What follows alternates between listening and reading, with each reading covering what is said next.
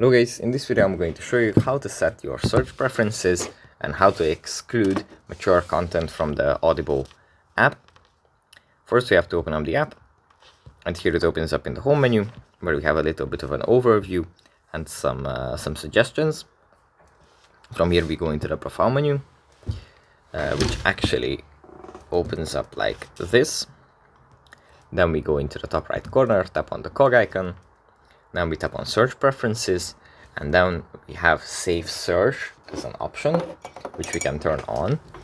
And what this means is that if we turn on this function, there isn't going to be any mature content shown in our search results when we are searching for a topic or something of interest. So yeah, that's pretty much it for this video.